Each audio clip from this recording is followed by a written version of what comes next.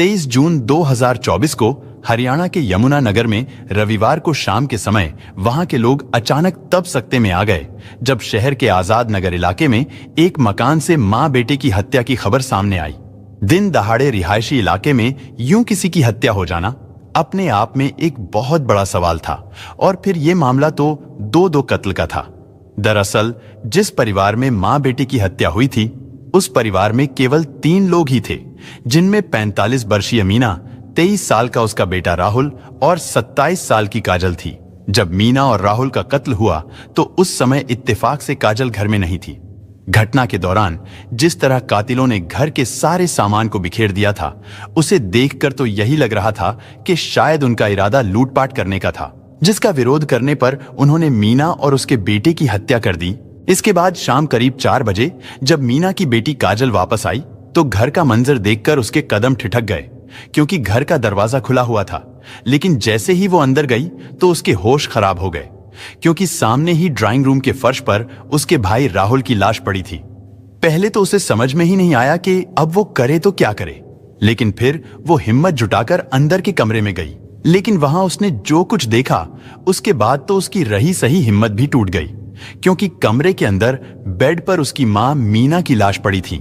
इसके बाद काजल चीखती चिल्लाती घर से बाहर निकली और उसने आसपास रहने वाले लोगों को इस घटना की जानकारी दी। फिर उसने खुद ही 112 नंबर पर फोन किया और पुलिस को अपने घर में हुई इस दर्दनाक वारदात के बारे में बताया। सूचना मिलते ही यमुनानगर की पुलिस भी तुरंत मौके वारदात पर पहुंची। तब तक काजल के रिश्तेदार और पड़ोसी भी घटनास्थल पर इकट्ठा हो चुके थे। पुलिस ने घटनास्थल की बहुत बारीकी से जांच की। जांच में पता चला कि मीना और राहुल की हत्या उनके सिर पर किसी भारी चीज से वार करके और गला घोंटकर की गई थी। साथ ही जिस मोबाइल चार्जिंग केबल से उन दोनों की हत्या की गई थी वो भी मौके पर ही पड़ी थी। इसके अलावा घर का सारा सामान भी बिखरा पड़ा था। लेकिन जब पुलिस ने कैमरा की तरफ देखा तो पता चला कि हत्यारों ने घर में लगे सीसीटीवी कैमरे को भी बंद कर दिया था। और पुलिस को यह बात बहुत अजीब लग रही थी, क्योंकि आमतौर पर बदमाश कैमरे में कैद होने से बचने के लिए सीसीटीवी कैमरों के साथ साथ उनकी डीवीआर भी उठाकर ले जाते हैं। लेकिन यहां पर कातिलों ने सीसीटीवी कैमरे का डीवीआर गायब करने के बजाय उसे स्विच ऑफ कर दिया था।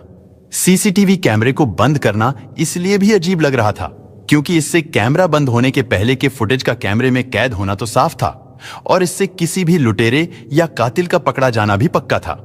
अगर देखा जाए तो इस हत्याकांड का कोई भी चश्मदीद नहीं था। लेकिन घर की इकलौती बेटी काजल मौके पर मौजूद थी, जिसने इन लाशों को पहली बार देखा था। ऐसे में पुलिस ने सबसे पहले काजल से ही पूछताछ शुरू की। काजल ने पुलिस को बताया कि वो दोपहर को ब्यूटी पार्लर गई थी और घर लौटते समय उसकी मां ने उसे मैसेज करके जूस के 2 पैकेट लाने के लिए कहा था। लेकिन जैसे ही वो जूस लेकर घर लौटी तो तब तक उसकी दुनिया ही उजड़ चुकी थी। उसकी मां और भाई का कत्ल हो चुका था। काजल के लाए हुए जूस के पैकेट भी घर में ही पड़े थे। साथ ही काजल ने उसकी मां के मोबाइल फोन से भेजा गया जूस लाने का मैसेज भी पुलिस को दिखाया और इसका मतलब यह था कि काजल बिल्कुल सच बोल रही थी। लेकिन पुलिस को जो बात खटक रही थी वो थी घर में लगे इकलौते सीसीटीवी कैमरे का बंद हो जाना। पुलिस ने जब कैमरे को लेकर काजल से सवाल पूछा तो उसने भी हैरानी जताई, क्योंकि काजल के पास भी इसका कोई जवाब नहीं था कि आखिर कैमरा किसने और क्यों बंद किया था। खैर, पुलिस ने इस मामले की जांच को आगे बढ़ाते हुए गली में लगे दूसरे सीसीटीवी कैमरों को खंगालना शुरू किया और इस कोशिश में पुलिस को 2 अजीब बातें पता चली। पुलिस को कैमरे में मुंह पर कपड़ा बांधे हुए सुबह के समय एक लड़का काजल के घर आता हुआ दिखाई दिया और फिर कुछ देर बाद वही लड़का घर से सामान लेकर बाहर जाता हुआ भी दिखाई दिया। लेकिन हैरानी की बात यह थी कि इस फुटेज के मुताबिक तो काजल खुद भी उस समय घर में ही मौजूद थी और फिर उस लड़के के घर से निकल जाने के बाद काजल भी घर से बाहर जाती हुई दिखाई दे रही थी। लेकिन अब सवाल यह था कि आखिर वो लड़का कौन था जो काजल के घर आया था, और इस लड़के के बारे में पूछे जाने पर काजल थोड़ी घबरा गई। पुलिस को घर का सीसीटीवी कैमरा बंद होने पर हैरानी तो थी ही, साथ ही लड़के के बारे में पूछने पर जब काजल नर्वस हो गई तो पुलिस के शक की सुई काजल की तरफ घूम गई। पुलिस ने जांच में पाया कि घर में लगे सीसीटीवी कैमरे को घटना वाले दिन सुबह ही बंद किया गया था, जबकि काजल के बयान के मुताबिक उस समय तक तो लुटेरों ने घर पर धावा भी नहीं बोला था और ना ही किसी का कत्ल हुआ था। और इसका मतलब था कि यह कैमरा घर के ही किसी व्यक्ति ने बंद किया था, जबकि काजल का कहना था कि वो दोपहर 2 बजे के आसपास घर से निकली थी और तब तक सब कुछ ठीक था और करीब 3 बजे तक वो घर वापस लौट आई थी। यानी काजल बता रही थी कि ये हत्या 2 से 3 बजे के बीच ही हुई थी। इधर पुलिस ने मीना और राहुल की लाशों को पोस्टमार्टम के लिए भिजवा दिया था, लेकिन जैसे ही पोस्टमार्टम रिपोर्ट सामने आई तो पुलिस को यकीन हो गया था कि अपनी मां और भाई के कत्ल को लेकर काजल झूठ बोल रही है, क्योंकि पोस्टमार्टम करने वाले डॉक्टरों के मुताबिक उन दोनों की हत्या लाशों को पोस्टमार्टम के लिए लाए जाने से करीब 6 से 7 घंटे पहले हो चुकी थी, यानी सुबह 10 बजे के आसपास। और अगर इस हिसाब से देखा जाए तो इस वारदात के दौरान काजल घर में ही मौजूद थी। हमें एक्टिविटी पे शक था। जब पहले ही देखा तो लगता था कि लूट का मामला है, लेकिन जब पूछताछ की सारी बातें सामने आई, कैमरे वगैरह देखे तो हमें प्रथम दृष्टि से ही ये लग गया था कि इन्होंने मर्डर किया है और कोई ना कोई गड़बड़ है इसमें। हालांकि पुलिस को काजल पर पहले भी थोड़ा शक था। जब पहले देखा था तो लग रहा था कि शायद ये लूट का मामला है, लेकिन जब पूछताछ में सारी बातें सामने आई और गली में लगे कैमरे को खंगाला गया, जिससे पुलिस को यकीन हो गया था कि कोई ना कोई गड़बड़ जरूर है, यानी इस हत्याकांड में काजल का ही हाथ है। इसके बाद पुलिस ने बिना देरी किए काजल को हिरासत में ले लिया। पुलिस ने उसका मोबाइल फोन भी अपने कब्जे में ले लिया और जांच के लिए उसकी कॉल डिटेल्स निकलवाई। साथ ही पुलिस ने काजल की मां और उसके भाई के मोबाइल फोन की लोकेशन की भी जांच की, लेकिन पुलिस ये देखकर हैरान रह गई कि दोपहर को जब उसकी मां के मोबाइल फोन से काजल के मोबाइल फोन पर जूस लाने का मैसेज भेजा गया था, तब उसकी मां का फोन उनके घर पर नहीं बल्कि काजल के पास ही था, क्योंकि उन दोनों के मोबाइल फोन की लोकेशन एक साथ ही थी और वो दोनों फोन घर से बाहर थे। यानी अब यह भी साफ हो गया था कि काजल के जूस लाने की कहानी भी झूठी और मनगढ़ंत थी और ये कहानी काजल ने पुलिस को गुमराह करने के लिए खुद घड़ी थी। उसने खुद को अपनी मां के मोबाइल फोन से ही झूठा मैसेज भी भेज दिया था और अब इतने सारे सबूतों के सामने आने के बाद पुलिस ने काजल को अरेस्ट कर लिया। इधर काजल के पास भी झूठ बोलने का और बचने का कोई रास्ता ही नहीं बचा था, लेकिन अब सवाल यह था कि काजल ने अपनी मां और छोटे भाई का कत्ल क्यों किया था। आखिर अपनी मां और भाई से उसकी ऐसी क्या दुश्मनी थी, वो भी तब जब उसके परिवार में कुल मिलाकर सिर्फ 3 ही लोग थे और अब मां और भाई के मारे जाने के बाद वो बिल्कुल अकेली रह गई थी। दोस्तों, इस सवाल का जवाब काफी हैरान कर देने वाला है। हम आपको इस सवाल का जवाब यानी कत्ल के मोटिव के बारे में भी बताएंगे, लेकिन पहले ये जानना भी जरूरी है कि आखिर काजल ने अपनी मां और भाई की हत्या कब और कैसे की।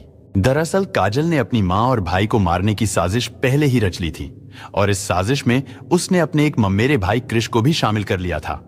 रविवार की सुबह जब काजल का भाई राहुल सेविंग करवाने के लिए घर से बाहर गया हुआ था तो उस समय काजल ने कृष को अपने घर बुला लिया। इसके बाद इन दोनों ने मिलकर पहले किसी भारी चीज से काजल की मां मीना के सिर पर वार किया और जब वो बेहोश हो गई तो उन दोनों ने मोबाइल फोन की चार्जिंग केबल से मीना का गला घोंट दिया और उसे मौत की नींद सुला दिया। लेकिन उन्हें लगा कि अभी मीना आखिरी सांसें ले रही है, लेकिन तभी अचानक राहुल घर वापस आ गया। ये देख उन दोनों ने मीना को छोड़कर राहुल को पकड़ लिया और उसके सिर पर भी रॉड से हमला कर दिया। इसके बाद कृष्ण ने राहुल का भी गला घोंट दिया, जबकि काजल उसके पांव पकड़े रही और इस तरह पहले बेडरूम में मीना का कत्ल हुआ और फिर उसके कुछ ही मिनटों बाद मीना के बेटे यानी काजल के छोटे भाई राहुल को भी मौत की नींद सुला दिया। इसके बाद उन दोनों ने मिलकर इस घटना को लूटपाट का रूप देने के लिए घर का सारा सामान बिखेर दिया और कुछ सामान काजल ने अपने ममेरे भाई कृष को देकर घर से रवाना कर दिया ताकि मामला लूटपाट का लगे। इसलिए घर से कुछ कीमती चीजें भी गायब कर दी थीं। काजल ने प्लान के मुताबिक सुबह ही अपने घर में लगे सीसीटीवी कैमरे को स्विच ऑफ कर दिया था, लेकिन शायद वो ये भूल गई थी कि गली के दूसरे मकानों में लगे सीसीटीवी कैमरे ऑन हैं और उनमें भी इस हत्या के सबूत कैद हो सकते हैं। अपनी ही मां और भाई की हत्या के इल्जाम में पुलिस ने काजल को अरेस्ट कर लिया था, लेकिन उसके हाव भाव और रवैये को देखकर खुद पुलिस भी हैरान थी, क्योंकि दूसरी लड़कियों की तरह मां और भाई की मौत पर काजल को किसी ने एक बार भी रोते हुए नहीं देखा था। और इससे भी ज्यादा ये कि वो पुलिस के सारे सवालों का जवाब पूरे कॉन्फिडेंस से देने की कोशिश कर रही थी। काजल दूसरी लड़कियों से बिल्कुल अलग थी। वो न सिर्फ लड़कों की तरह टी शर्ट और पैंट पहनती है, बल्कि उसका पूरा अपीयरेंस लड़कों की तरह ही था। वो बातचीत भी लड़कों की तरह ही करती थी। ऐसे में पुलिस ने काजल को गिरफ्तार करने के साथ साथ उसके बारे में जानकारी भी जुटानी शुरू कर दी।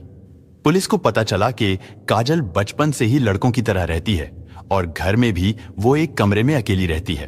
काजल की मौसी किरण ने पुलिस को बताया कि 27 वर्षीय काजल एक समलैंगिक लड़की है, जिसके चलते उसका अक्सर अपनी मां और भाई के साथ विवाद होता रहता था। पुलिस को यह भी पता चला कि कुछ साल पहले काजल ने राहुल की शादी अपनी सहेली से करा दी थी, लेकिन रात में राहुल की पत्नी चुपके से काजल के कमरे में चली जाती थी। यानी राहुल की पत्नी से काजल की नजदीकियां ज्यादा थीं। जब ये बात घर वालों को पता चली तो घर में झगड़ा शुरू हो गया, जिसके चलते राहुल की पत्नी घर छोड़कर चली गई। इसके बाद मीना ने अपने बेटे राहुल की दूसरी शादी कराई तो काजल ने अपनी दूसरी भाभी के साथ भी जबरदस्ती की। इस कारण वो भी राहुल को छोड़कर चली गई। काजल अपनी लाइफ में मां और भाई को रोड़ा मानती थी। इसके अलावा काजल सोशल मीडिया पर काफी एक्टिव है। इंस्टाग्राम पर उसने वीआईपी नवाब के नाम से अपना अकाउंट बनाया हुआ है और उसके करीब 1200 फॉलोअर भी हैं। उसने अपने अकाउंट पर 820 पोस्ट की हुई हैं। इसके अलावा उसने हाथ पर टैटू भी बनवाया हुआ है, जिस पर नवाब लिखा हुआ है। काजल के बारे में सारी जानकारी जुटाने के बाद पुलिस ने इस बात का भी पता लगाया कि आखिर इस हत्याकांड में काजल का ममेरा भाई कृष क्यों शामिल था। उसकी अपनी बुआ से क्या दुश्मनी थी कि जिसके चलते उसने उन्हें मौत के घाट उतार दिया था।